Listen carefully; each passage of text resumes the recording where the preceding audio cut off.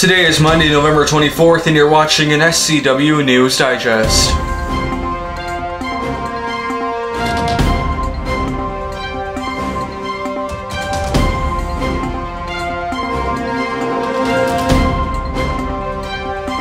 An entire community united in mourning today after a double fatal crash took the life of two young people in Stockton Friday night. Today, just 2 days away from the Thanksgiving holiday, parents of 14-year-old Richard Wilson and 12-year-old Saria Sayasit are having to plan their children's sudden funerals. This morning, students returned to Bear Creek High School and Delta Sierra Middle School, where the two victims attended class. We're just hearing him, grieving him, saying goodbye to him. More from that in a moment, but first what we know so far about this tragic incident. At some point Friday afternoon, 10 kids, whose sources say all lived in one North Stockton neighborhood, boarded a Toyota minivan. Many of the occupants, both teens and preteens, were not wearing seatbelts, according to the California Highway Patrol. The car was driven by an unlicensed 17-year-old. The car was traveling west on 8 Mile Road past King Island Road when, for an unknown reason at this point, the driver lost control of the car.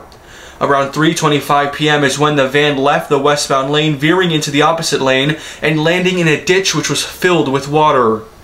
The vehicle landed upside down, and initial reports held that one person was pinned in the vehicle. Moments later, a San Joaquin County Sheriff cadet came across the horrific scene and radioed into his dispatch. Cadet 2? I'm being flagged down at 11156 8 Mile Road of a bad 901, possible 972. Cadet 2, there's one car completely submerged in the water, underturned, and per passerby, there's one unconscious.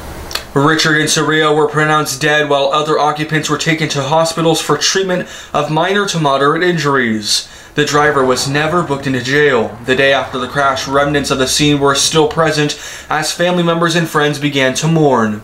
He was like family to me, you know? Like, when I needed help, he was always there. He was like a nice, kind-hearted person, you know? And today at Bear Creek and Delta Sierra, more tears shed and more hugs exchanged. It was hard. Everyone was crying, was really depressed, emotional. But, you know, we're just here to say we loved him and gonna be there for his mom and dad. Richard, like my brother to me. What else? We used to go to parties. The Lodi Unified School District says that they will continue to have additional counselors and chaplains on hand as the students now grieve the sudden and heartbreaking loss. A GoFundMe page has been created for both victims, and funeral plans during the Thanksgiving week are being made. Truly a heartbreaking story for so many. Coming up after the break, more news, but also how hundreds of local families are going to be now able to celebrate the holiday. We'll be right back. Natural disasters are a fact of life in the U.S. And between activities and school, chances are you won't be with your kids when they happen. Will they know what to do? Ready.gov/kids can help your children feel prepared, not scared. So talk with your family today. Welcome back. A homicide is now under investigation. Around 5:30 a.m. yesterday, sheriff's deputies were called to a bar on Mariposa Road where they found a man and a woman shot.